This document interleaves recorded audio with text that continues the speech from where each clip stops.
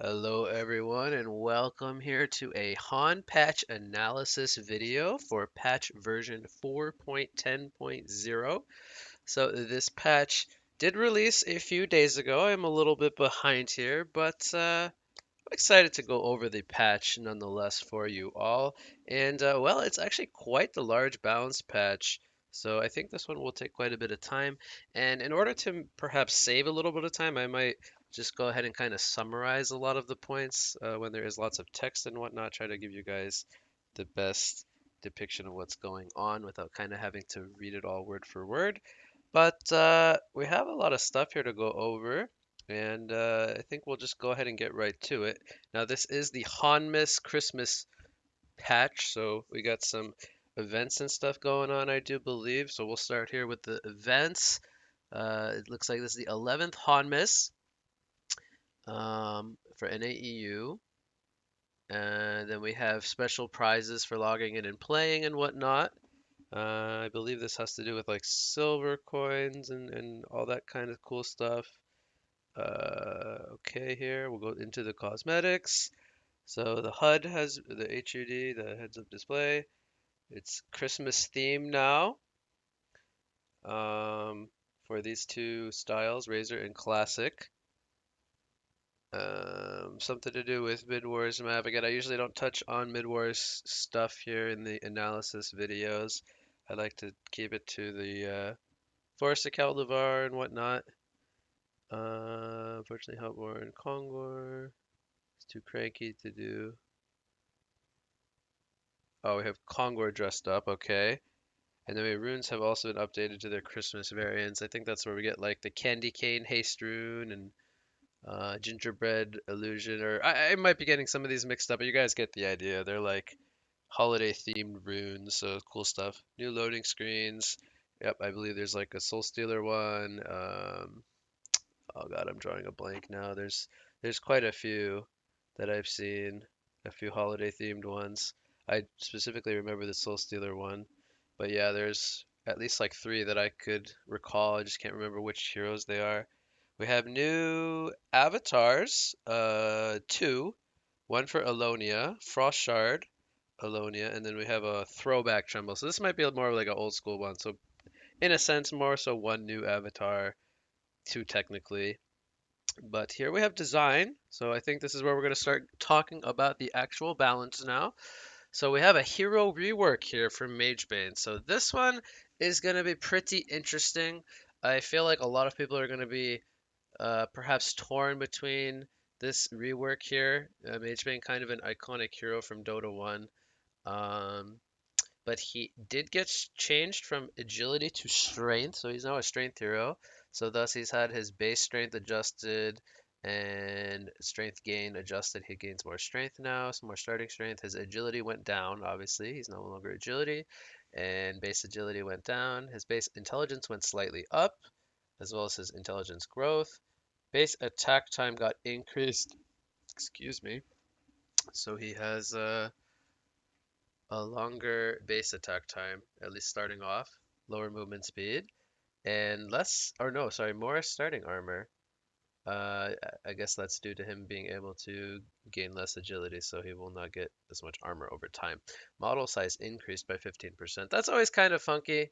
It's going to have a little bit different feel or look to it, but not by too much. So here we're going to start talking about the abilities and what's changed with the Mage Bane, aside from him being strength and having his numbers adjusted there at the beginning. So his mana combustion, uh, it now applies 33% of the effects if the target he's attacking is magic immune. So before, if you would attack a magic immune target, you would drain no mana from them.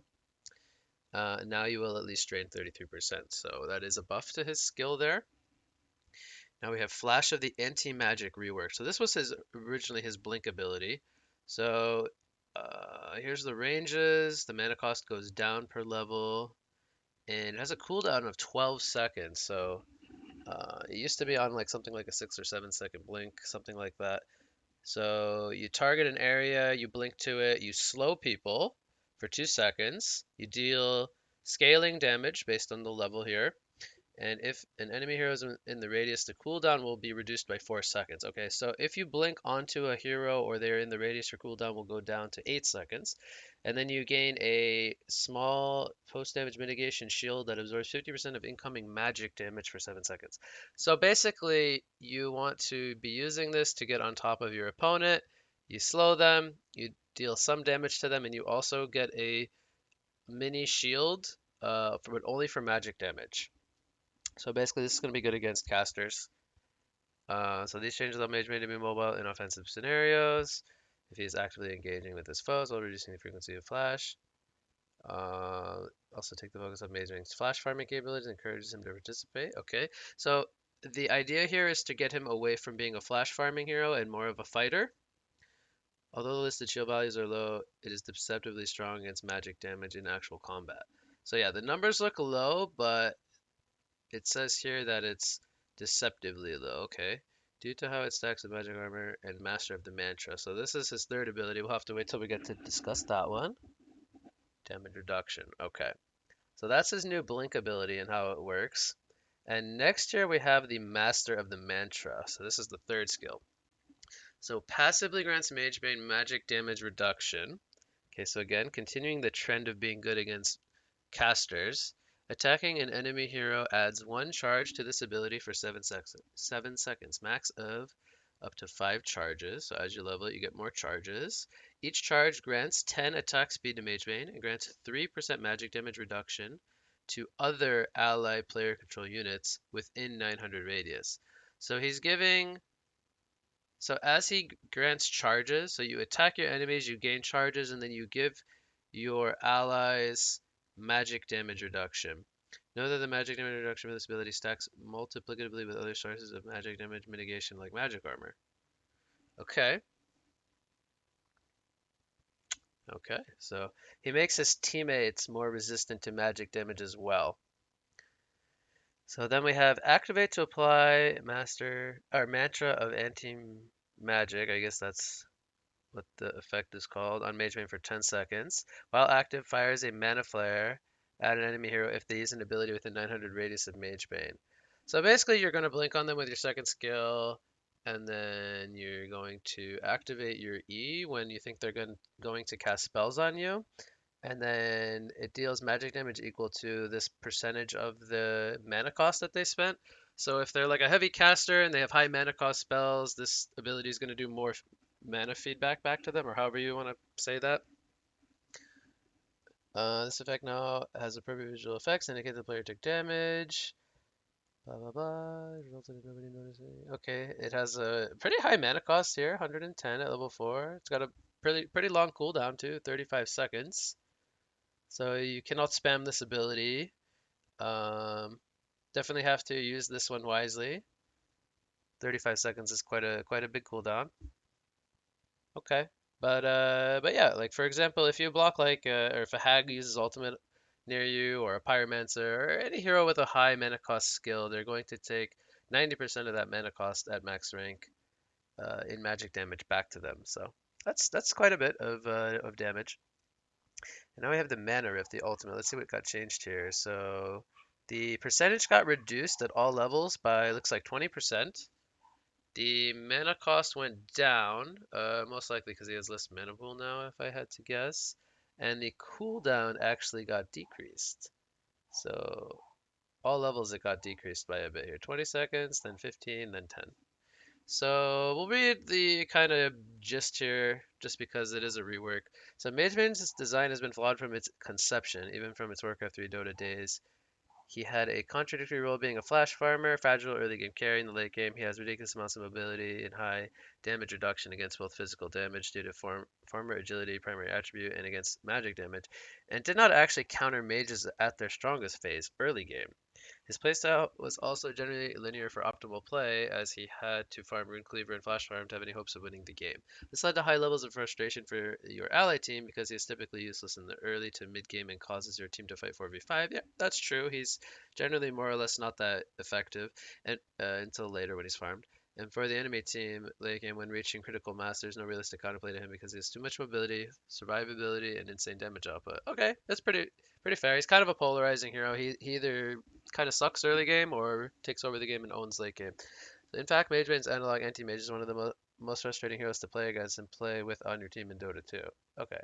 So basically the idea here with the rework, at least from my understanding, is to get him to be more useful in early game and make him more of a fighter. And also to counter mages, which is what his like concept is supposed to be, and then to kind of reduce his carry potential and scaling in late game as like the compensation for that. So he's kind of shifting his playstyle now. So after shifting Magebane's primary attribute to strength and reworking two abilities, he now has become a vanguard frontliner for his team against magic damage, giving him some actual presence in the early to mid game at the expense of having a weaker late game. Okay, so that's basically what we just said. Master the mantra, mitigation mechanics allows Magebane to properly protect against magic damage, as well as purchase magic armor. Okay. Courage to be proactive and benefit his team due to yup. In laning phase, you can actually use flash and mana combustion to effectively harass enemy laners and trade efficiently, unlike before where you'll risk dying. Mageman is tended to be drafted against teams with heavy bursts of magic damage. He punishes enemy heroes with high max mana and casts spells with high mana cost. So in a sense, he's still like, oh, they have an Oogie or a Doctor Repulsor or a Parallax or any other hero that builds a high mana pool. You guys get the idea. That's when you want to pick Magebane against heavy caster lineups, stuff like that. It should now be less frustrating to deal with Magebane as he has now been given a weakness in the form of low armor. His flash has overall lower range and only has low cooldown if you use it offensively, so chasing Magebane will also be much easier compared to before. Overall, Magebane's design flaws and frustrations have been resolved for all players. He's still fun to play, and he has a good level of contribution to the team. Okay, so we'll have to wait and see how this rework turns out, but that is the general idea here behind the Magebane rework. So that is a pretty big one here for the patch. It looks like so that was just the rework stuff. Now we'll go into staff and legacy stuff. So we have here visual effects added to 3 staff effects. Kraken, Rampage, and Solstair. Ooh, Rampage. I don't believe we have had a Rampage staff before, so we'll have to get to the Rampage one. Credits to Why So Serious. Thank you, Will. Okay, let's get to the staff stuff. So we got Artesia here. This one was touched, I think, in the last patch or 2 patches or something or other. But we have another adjustment here. Check radius for the enemy well increased from 1600 to 2200 units. Cooldown reduced to 60 seconds, was previously 50 seconds. So, wait, is that worded correctly? Cooldown is now reduced to 60 seconds? Uh, Maybe it was longer and it got changed to 60, but it was 50 at another time. I'm kind of misunderstanding this, I think, but I guess the point is, no matter how you read this, is that the cooldown is now going to be 60 seconds. But you could throw it farther from the well now without that cooldown stuff affecting it. Okay. I don't think this really changes a whole lot unless you're like, again, sniping somebody in the well with the global. All right. Blacksmith Staff of the Master. So here we have mana cost increased from 20% max mana to 30%. So you need more of your mana to cast the risky cast effect on the ultimate. Fireball and Frenzy, when triggered by the passive auto attack portion of this ability, can no longer multicast. Okay. So your right clicks with staff no longer multicast Fireball. You can only cast one Fireball. That's not like the biggest deal in the world, but there was scenarios where you could like use your Q, multicast, walk up to people, attack them, multicast again, and then use your R and multicast them again, and it was kind of lame, I gotta say. Like the fact that you can just continuously multicast and get lucky and whatnot. I think that this kind of helps balance out the staff a little bit. The frenzy one, I guess, is less noticeable because once you get to the point of having staff, you're typically spamming Frenzy normally anyway, putting it on allies yourself, whatnot. So I don't think that one matters too much, but the Fireball one kind of is a big one here. But again, I don't think that this nerf makes the staff that much worse. The effect of having the on-demand um, stun with the ultimate is kind of the big one, and this is kind of just like helping you farm or do Kongors quickly or whatnot. So this is still going to be a really good staff effect, but it's going to take a little, or it's going to get a little bit of a tone down here, which I think is fine because the blacksmith staff is honestly probably one, if not the best staff effect in the game right now. Mana spent on this ability no longer triggers effects like Gnome's Wisdom. Okay. Actually, I'm gonna go ahead and say this because there's gonna be a lot of Gnome's Wisdom stuff changes in this patch. A lot of spells got hit by the Gnome's nerf, so we'll be talking about that throughout the analysis here. But basically, unless you actually spend mana via a cast, the Gnomes will not trigger like the healing. So if you're like draining mana per second from some ability, it's not gonna trigger gnomes. You have to physically spend mana on a cast now. But we'll get to that once we get to some of the hero and item changes. Moraxis. Internal cooldown for throwing an axe. Reduced from 1 second to 0.8 seconds. This is like a little tiny minor buff that you're probably not even going to notice. So again, I don't think that really does anything. This is more of like a feels kind of thing more than anything. But here we go. We got Rampage Staff of the Master. So this one is new. It says right here, new. While active, Stampede grants magic immunity. Awesome. So you can charge people now, and they cannot stun you unless they have like some kind of physical stun, I guess.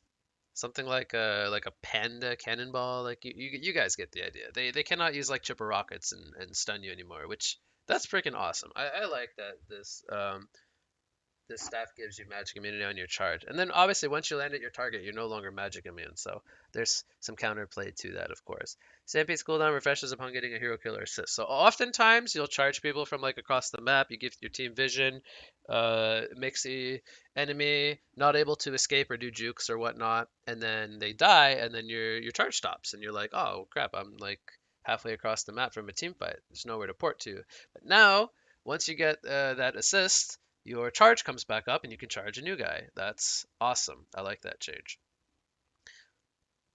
Horn Strike. So this is our E spell, our passive where we hit people. Cooldown goes down to 3.5. So I believe you get the slow effect for like 3 seconds. You more or less kind of get almost permanent slow, but not quite. You have to kind of time that right and be able to sit on top of the target and kind of chase them down. I don't think this is gonna be like broken or anything. I think this is more like really powerful in like 1v1 scenarios. But by the time you get a staff in a normal game, it's really rare you're gonna have those 1v1 scenarios anyway. So I feel like with the timing that this comes online in the game, there will be like tablets and stuff and blinks and all this other jazz, and you're gonna be able to not really get permaslowed. So it's more like a little cool feels thing. You're procking your horn more often. It's gonna be a nice feels thing, but I don't think you're gonna be actually permaslowing anybody in reality. Soul Stealer. His staff now gives him plus 70 cast speed. Okay, so I've gotten to see this one in action.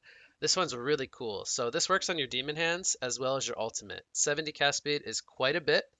Um, Let me see if I can give you guys an example here. So Blacksmith gives cast speed with his Frenzy. He gives 30 cast speed. So this is about almost 2.5 times that amount. Rhapsody gives 80 cast speed, so she actually gives more cast speed than Soul Stealer. But man, if you compare those heroes together with the cast speeds, those skills are going to be more or less instant. That's freaking awesome. Especially for the Soul Burst, which is the ultimate that has the delay. That's really cool. So this staff effect is quite nice. I don't know if you necessarily want to be building staff on the Soul Stealer. Now, obviously, you can farm your own staff quite quickly because Soul Stealer is a very good farmer, but I think it's still one of those things where you want to have the staff given to you. But anyway, nice buff there with the cast speed. That helps out Soul Stealer quite a bit. Okay, now we're into the FOC mode.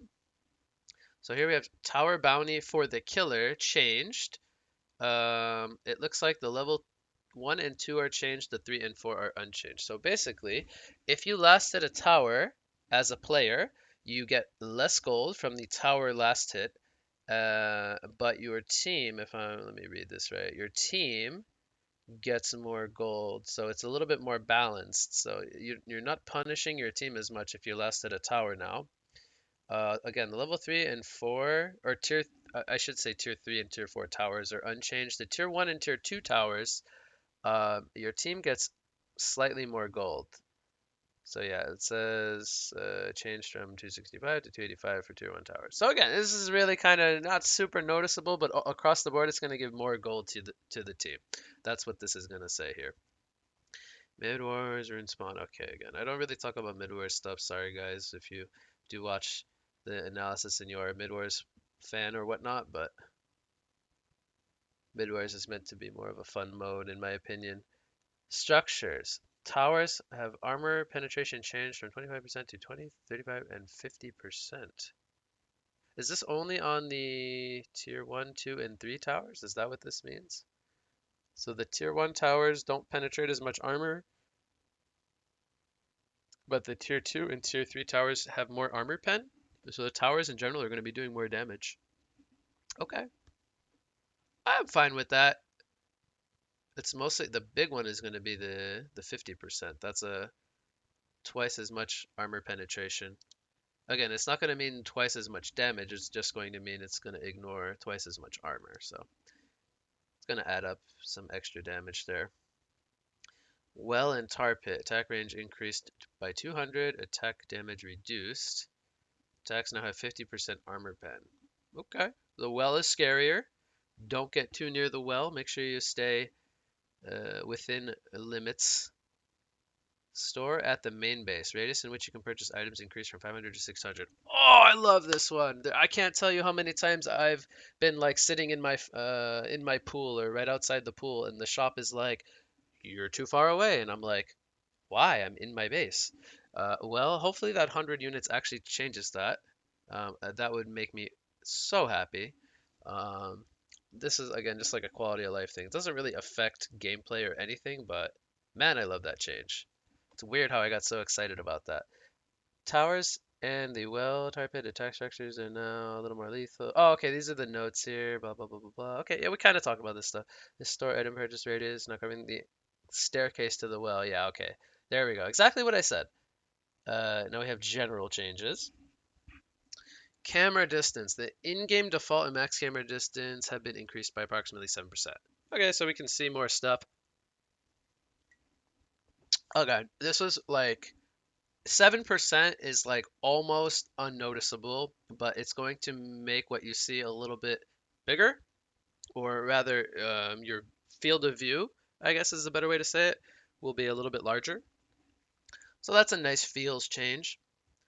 Ooh, now we got Kongor changes here. So we have for anyone who's unfamiliar, you have three options when you kill a Kongor. You can take a permanent buff to either stats, damage, or movement speed.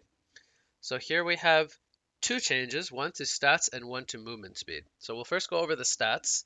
It's changed to Kongor Boss Enchantment Vitality. So you now get 100 max health, 50 max mana, plus 2% healing.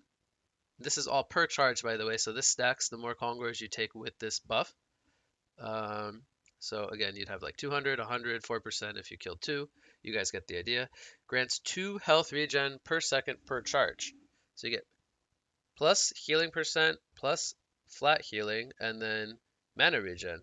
So it's a full stats to everything. Your HP, your mana, your how much you heal, how much you regen, how much mana you get. So this is awesome. So if you want to be bulking up, like your goal is to just go in the front lines, tank, or you want to regen or whatnot, this is way better than the previous version of the stat, which was just giving you flat amounts of strength, int, and agi. So this is much, much nicer. And I think we're going to see this picked up a lot more in comparison to movement speed, which was almost arguably considered the best one the majority of the time. So movement speed got nerfed again. This used to give, man, I can't even remember. I think it was like 15 at one time. Now it's all the way down to 8. That in itself tells you how strong movement speed was. People were taking movement speed way too often, as it was just really good. Now it's down to 8, so you need a lot more Kongors to get to that point where you replace your boot equivalent of item.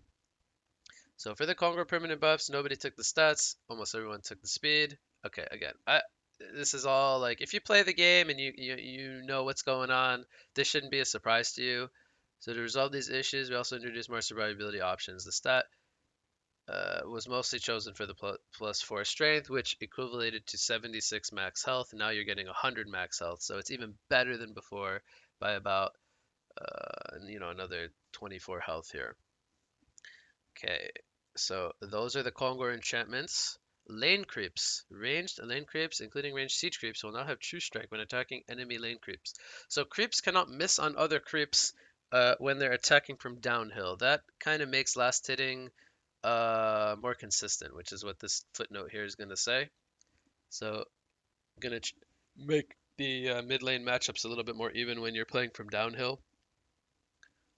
Single draft picking phase increased 10 seconds. Okay.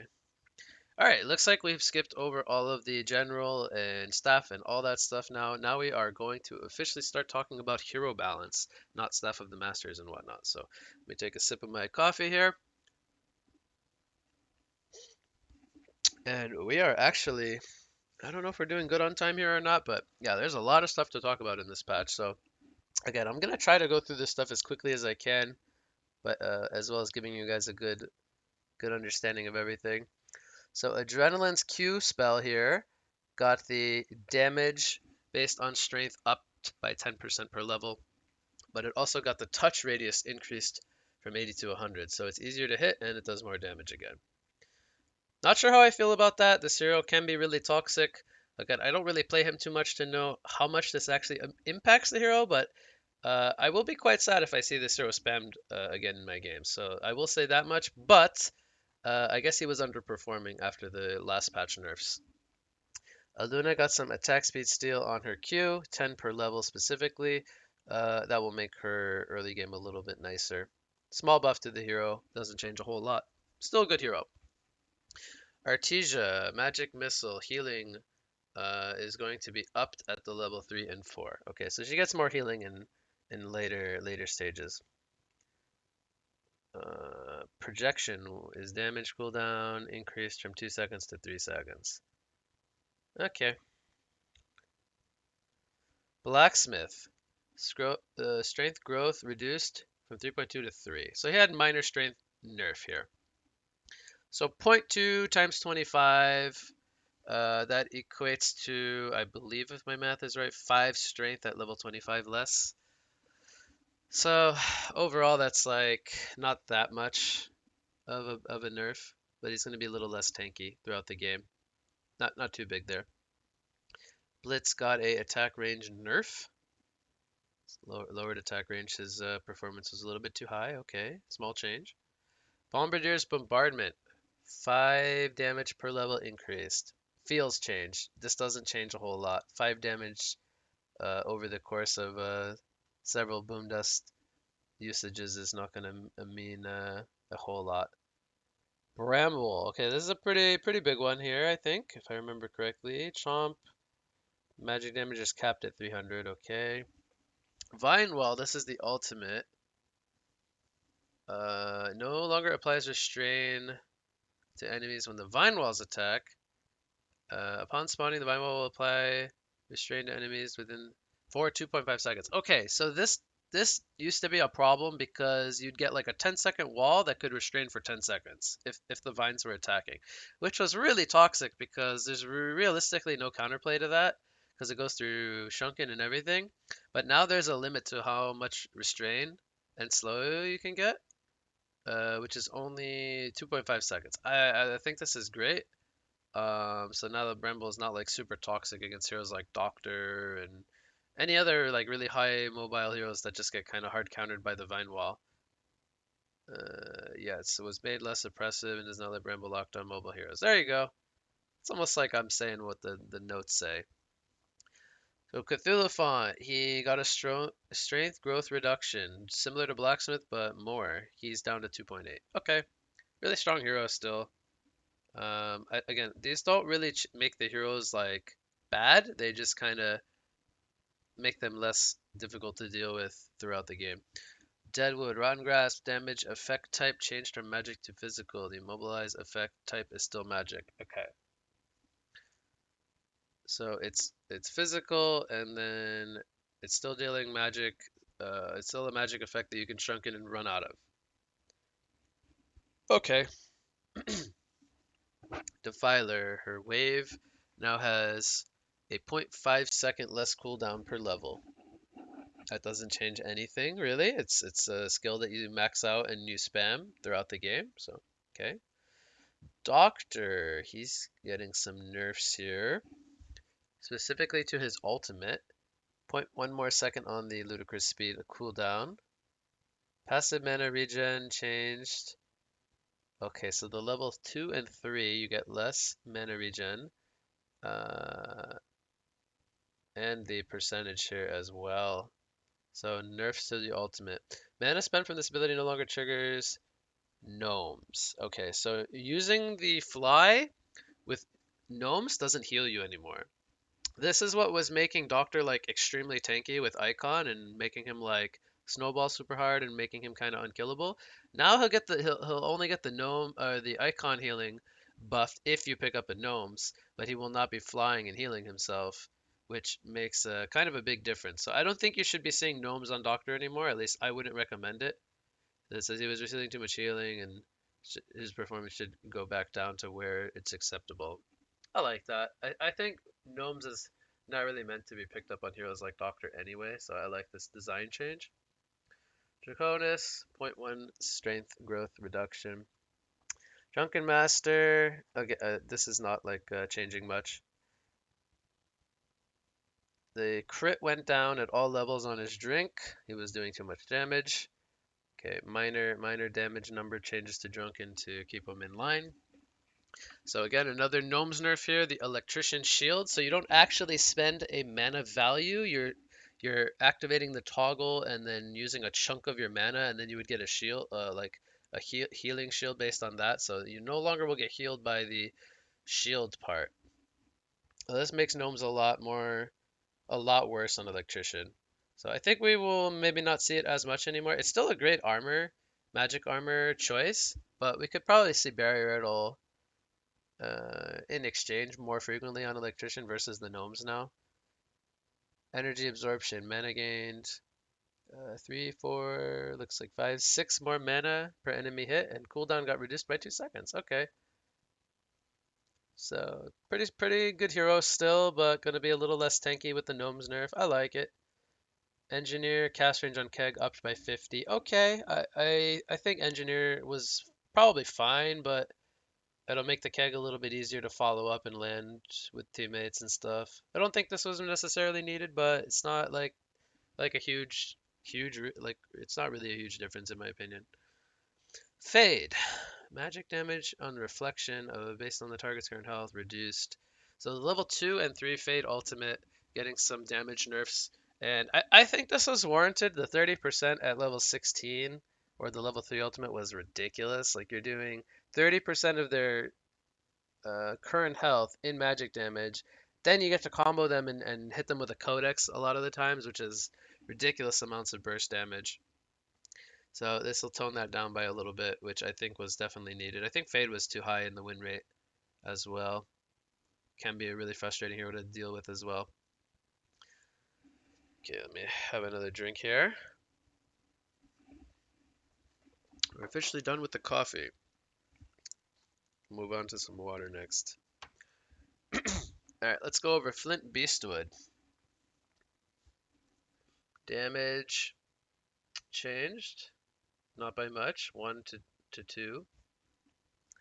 Deadeye percentage. Chance of proccing 2 strike for self and allies. Changed. So he no longer gets 100% true strike. He only gets 60%. Him and his allies.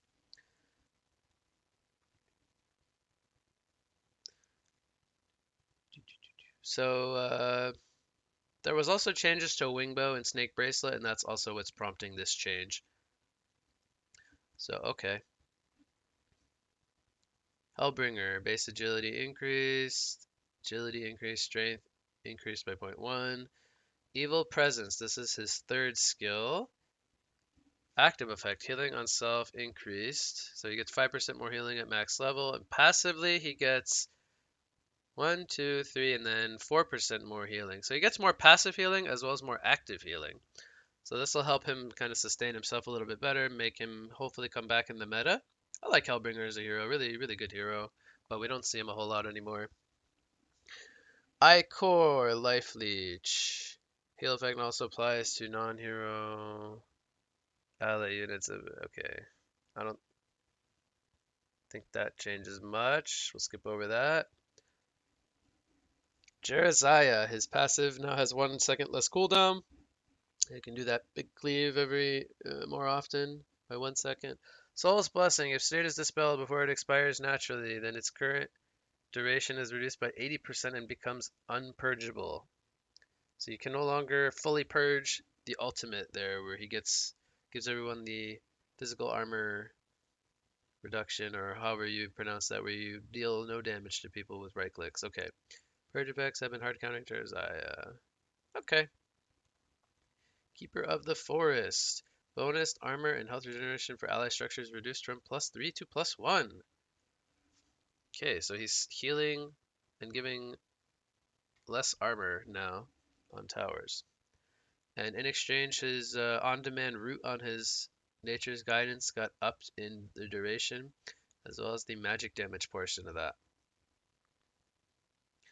So the ultimate, it's getting the same treatment as Jeraziah, the 80% unpurgeable. So you'll still get rooted for the remainder, the 80% of the remainder of the duration. Okay, so it says here, similar to Jeraziah. Okay. Kinesis, this is his W skill. Lifted objects now teleport to Kinesis if they are too far away. Okay. Makes it so the travel time isn't as long. We have some changes to Lodestone here. Okay, this hero is already quite good, so we'll go over these. Head Smash, 10 less mana. That's the second skill. Plates are going to be up 1 second more frequently. And then Shatterstorm has less mana cost by 25 mana per second, so a lot of these are just mana cost changes. The plates is a 1 second buff. So this doesn't change his damage output at all. It just kind of changes how much mana consumption you need. Um, I'm fine with this, but this is a hero that I feel like didn't necessarily need any buffs. But here it says he's underperforming in low to mid skill brackets. So at high level play, this hero is really insane. Um, but I guess in the lower brackets he's not doing too well. But basically you just have to use a little bit less mana now to do your combo. Doesn't change perhaps a whole lot, maybe just less items you need to build up to the PK timing. Lord Self Forest, Morris Certissima, magic damage increased by 10 at all levels. This doesn't change anything. It's still a huge nuke that you use on people and farm with, but 10 damage is 10 damage. Not gonna really look into that much, it's minor. Malik in possession. Feared units movement speed reduced from 40% to 20%. This change to possession makes it a little easier for players to click on the unit. So they don't fly around in circles, I guess, as much. They get feared and they just kind of move a little slower. Alright. Cool beans. Monarch. Argued as one of the top tier support heroes right now. She's gonna get some nerfs here. To her crippling pollen. 10 damage. At levels 1 and 2, 15, and then 20 at levels 3 and 4. Noxious Cloud, less magic damage on levels 2, 3, and 4. This doesn't change a whole lot, but here we have the ward duration down from 6 minutes to 4 minutes. So she does have her free wards. They're going to last not as long as normal wards now, only for 4 minutes, and you get one less. So you go from 1, 2, 3, 4 to 1, 2, 2, 3. Okay. So level 2 and 3 don't really change anything. It's once you get it to level 4 that you get the third ward. So this is just going to say that it wants to keep Monarch's defensive capabilities high and her offensive less. Moraxis, projectile speed upped by 100. That's not going to change anything. Myrmidon, this is cool. Okay, we'll go over this one. So Myrmidon's ultimate here, his forced evolution. So, Myrmidon, uh, he's going to gain 70% of his normal attack in excess to his attack damage based on his ultimate. So, for levels 1, 2, and 3 of the ultimate for Myrmidon, you get a flat attack damage value, which means having attack damage items don't change this value when you're in ultimate form. So basically now you can gain 70% of your normal attack value in addition to this flat value, which makes Myrmidon more of a carry because you can put attack damage on him now and it will actually do something. That's really cool. So we could see some scaling Myrmidons now. Don't think that'll become a thing in all honesty, but it's still cool because you can actually buy damage on him now. Nomad's Edge Counter, the level 1 version, damage reduction to 20% going to be the 3 levels now. Okay, makes him a little easier to kill in late game. Nitro buffed his starting damage, buffed his ballistic, overdrive, got stronger. So Nitro's getting his some of his powers back. He is supposed to be a lane dominant hero similar to Arachna. He's got the orb walk with the ballistic.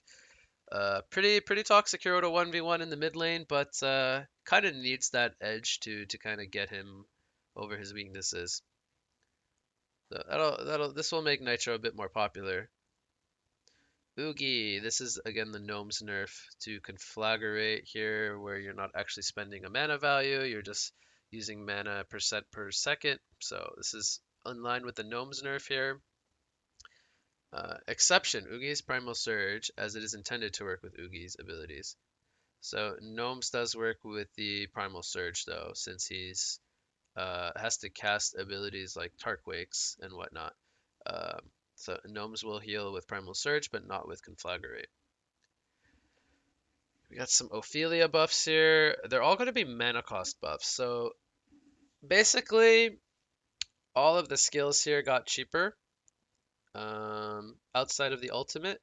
I'm not going to read the number values, but this doesn't change the playstyle of Ophelia. It just makes you use less mana. You're still going to buy Ring of Sorcery on the hero. It's the best item. It's core for the hero. You give mana to your creeps to continuously use the skills and farm with them and kill heroes and whatnot. Um, these changes are more of feels changes than anything. You're still going to play the hero the exact same way, and these don't really affect the play of the Ophelia in any way. At least that's my opinion. Um, Maybe we'll see people experiment and not go Sorcery Ring, but in my opinion, it's still the best item for her. Parallax. Again, this is just another Gnome's nerf. She won't get healed while draining mana with Earth Shatter from Gnomes. Nothing too much to say about that. Pebbles. Stalagmites. Damage increased. Okay. Alright. Pebbles getting some more damage on his stalagmites. Chuck gets a 1 second cooldown reduction at all levels.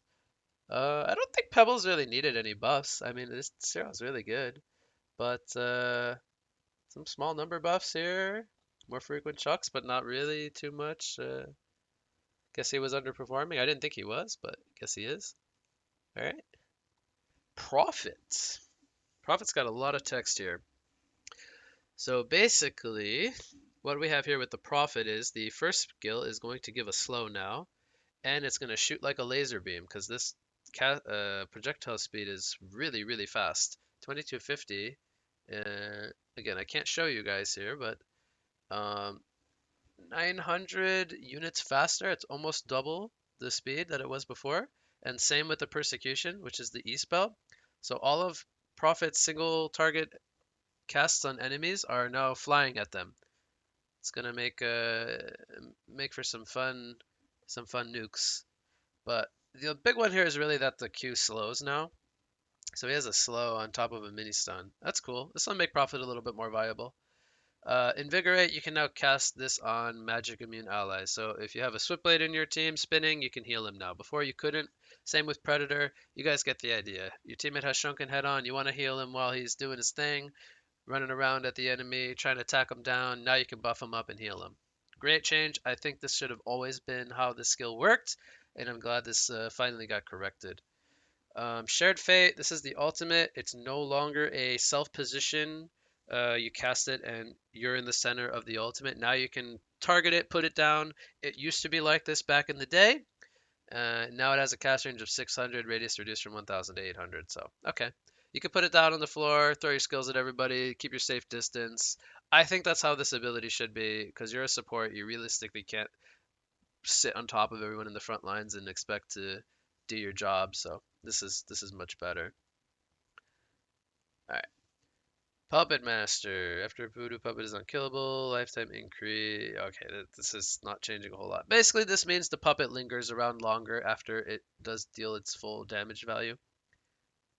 Chi. We have the 1,000 cuts and the gnomes. He's getting the gnomes treatment again. He does mana per second with his W skill. Gnomes will not heal. Chi. Okay. Revenant to file. This is the Q spell. 10 damage per level increased. Just a small numbers change to make Revenant feel a little nicer. Riptide, Undertow.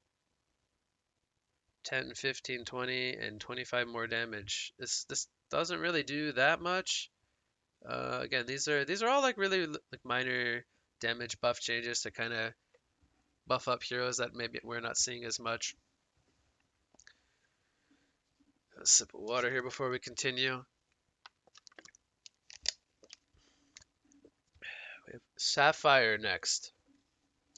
Her quick shield now has a 1 second less cooldown. Okay, that matches the. So I do play this hero quite a bit. This matches the shard cooldown. So you're always pretty much using quick shield with shard. So you have them up at the same exact time. Quick Shield's attack speed buff now persists for the remainder of the state duration if the shield dissipates. Oh, that is so cool. So basically, what used to happen is you use your shield, you block damage, set amount of damage, and then you get the attack speed buff. But if the shield wears off, aka they damage you, you lose the attack speed buff. Now, what happens is you will keep the attack speed buff for the entire duration of the skill instead of only when you have the shield on. That is awesome. So I believe this skill lasts for 7 seconds. Let me double check. Actually, I want to double check this. 9 seconds. Okay. So you get the attack speed buff for 9 seconds now. That's awesome. Crystallize. Deals true damage and applies 1 second restraint to affected enemies when crystallized duration ends. This is great. So basically what this means is when you sleep everyone, once you wake them up, they cannot use portal key right away because they have not taken damage during the sleep. They could immediately just portal key away from you or obviously pop their shrunken head, which they can still do that, of course. They're restrained, they're not perplexed. So um, they can still use their shrunken head upon waking up, but they cannot portal key away. That's a big deal because that was a big drawback to this ultimate is that you would sleep people and they would just blink away from you. So that helps with maybe some underperformance issues Sapphire was having. Scout gets some more attack speed on his vanish. Cool. These numbers don't really change a whole lot. I mean, at this point, when you have 300 or 320 attack speed bonus, you're not really noticing the difference there. Silhouette, Shadow. This is the ultimate. Cast action time for the first 1,000 units has been reduced from 0.15 seconds to 0.1. Overall, this reduces the cast action time of the swap sub-ability by 0.5 seconds for each 1,000 unit distance between herself and her shadow illusion. Okay, cool. Small little timing thing. Tremble. Dark Swarm. Physical damage reduced. This is like not too much difference here. So he's getting a little bit of damage on his Q removed, and then damage reduction from enemies outside the swarm, 10% per level. It's not that big of a deal. Hive Mind cooldown reduced from 60 seconds to effective cooldown reduced from 100 seconds to. Uh-huh. I think this is due to the like when you use the ability, once the ability wears off, then it starts counting down the cooldown. So now it'll count the cooldown as soon as you use the ability. And Yeah. So once you use Hive Mind, it's going to be on cooldown for 40 seconds, I believe. So how long does it last for? Okay, it lasts for 40 seconds, so that makes more sense now. So basically, the level 3 ultimate is 80 seconds. You use it you have it up for 40 seconds, then it has a 40-second cooldown. That's what this is saying. Okay, that's fair. You basically have it like every minute. That's fair for a level 3 ultimate. I think that makes a lot of sense. Tundra, Call of the Winter, cooldown for Shiver increased. Ah, 20 seconds increased per level. Detection radius increased. Okay, makes Shiver a little bit easier to kill and deal with. All right, we are actually done with hero balance, and now we're going to start talking about item balance. So we're starting to get toward the end here. We're almost done on the scroll bar, but we are now in the item changes. I think there's quite a bit of items to go over here as well. So let me have another sip of my water, and we will go over the item changes. All right, so the first one here is Foxbow and Wingbow changes. So Foxbow is reworked. These are the components. It costs 2,200 gold. Now you get 30 attack speed, 6 agility, and 4 damage, and you passively get 100 attack damage, or sorry, 100 attack range for ranged heroes. And it does not stack with Wingbow. Foxbow does not have an active ability anymore. So you get attack range and attack speed and some little minor stats to it, but it's for 2,200 gold. That's really cool. And then this is going to build into Wingbow as well. I'm going to mention that here. But the snake bracelet gets a cost reduction as well as an evasion reduction. So Wingbow now needs a dancing blade and a foxbow and a snake bracelet. So it went up by 500 gold to 6,200 gold, but it has more build up now. Or, well, different build up rather. Get more agility. Melee heroes get more evasion than ranged heroes. And the passive attack range goes up from 100 to 150 from the Foxbow to the Wingbow upgrade. And the passive movement speed bonus for melee heroes. You get more movement speed as a melee hero. Okay. So those are the changes there. I like the changes to the Foxbow specifically, and I like that it builds into the Wingbow. That's really cool. So here we have Mace and Riftshard changes. Halberd. This item has returned to New Earth. It costs 1,000 gold, and you get a 30% chance to gain True Strike and deal 60 damage. That's pretty cool for 1,000 damage. So you get a chance to counter, um, evasion for really cheap, but you're not always countering evasion. And then this is going to build into Savage Mace. So we'll go over Rift Shards first before we go over the Mace, which component buildup, broadsword recipe. So Rift Shards is more expensive now, and you have more crit chance. You have a 25% crit chance, but you're spending 700 more gold to get a Rift Shards for. So, this is kind of a nerf to Rift Shards, but once you do get it, you get more chance to crit. It's a small compensation, I guess, 5%. But overall, I would say this is a nerf to Rift Shards. And then here we have a Mace buff. You now need Halberd in the recipe, which we just talked about. It costs 500 gold less, so it's 4,300 gold to get a Mace. The physical went down by 20 damage. Okay, it's in line with the price change. And then you have more chance to proc. So you have a 40% chance to proc the 120 physical. And I believe it should still mini stun and whatnot.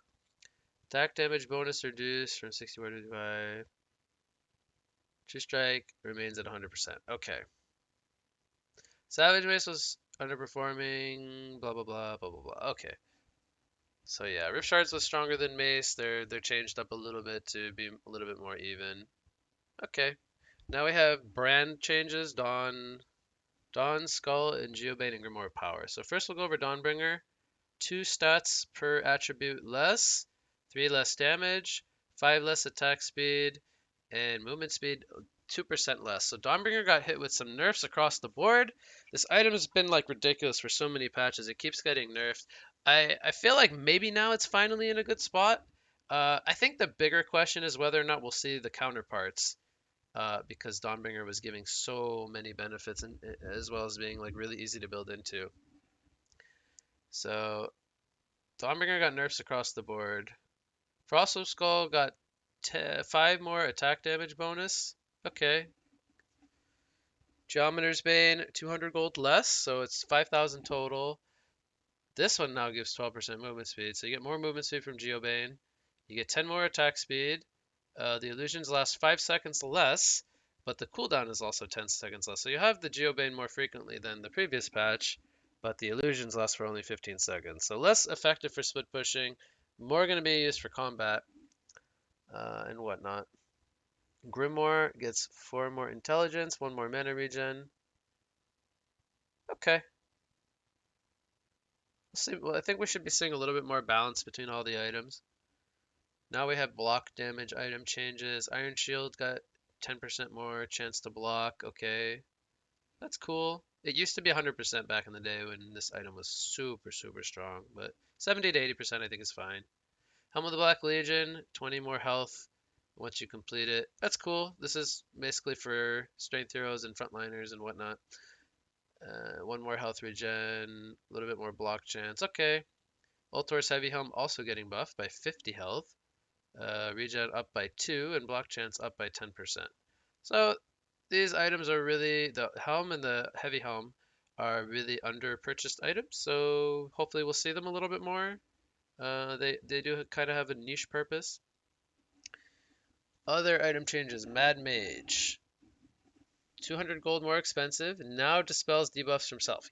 Oh, the debuff is back on Mad Mage. This item is pretty good again, I would say. You cannot obviously use it while stunned or perplexed, but you know, if you have some debuffs on you, like dot effects and whatnot, you can dispel those. So that's awesome. You can buy a Mad Mage if you're like a magic damage dealer and you want some armor and you want the debuff. This is really good. Can I be as well? Intelligence increased by 2, health regen increased from 5 to 8. Okay, so yeah, this item is like a mid-game item. Gives armor, survivability, purge effect. Really good. It's a much better item now. Magic damage on Codex 1 reduced to 330. Okay. 20 damage off Codex 1. That's fine. It's a really early game snowball item. You get the Codex 1 really fast. So it got a little bit of a nerf. Golden Apple heals you for 5 less health. Passive attack from 2 to 1.5. Okay, that part doesn't matter. It heals you for 5 less. Okay. Golden Apple has been so good, so good. Like this item is so good. It's still really good. 5 less health's not going to make it less good. It is going to be less good, but it's still really good. Grave Locket, recipe cost reduced from 200 to 150. Ooh, as a support, you can get your Grave Locket a little faster now. I like that. I like that.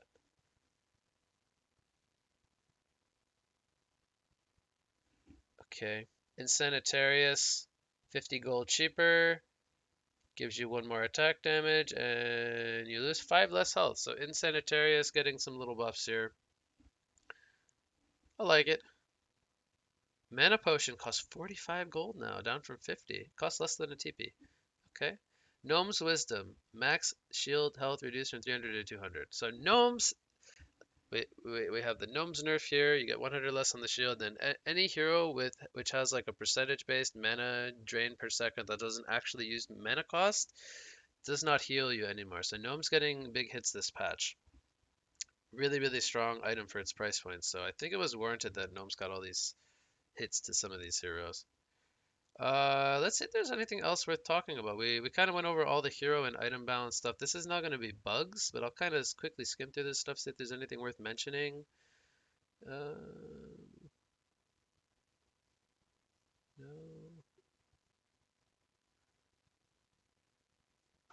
I usually don't talk about bugs. Gawain, no longer blocks neutral cams.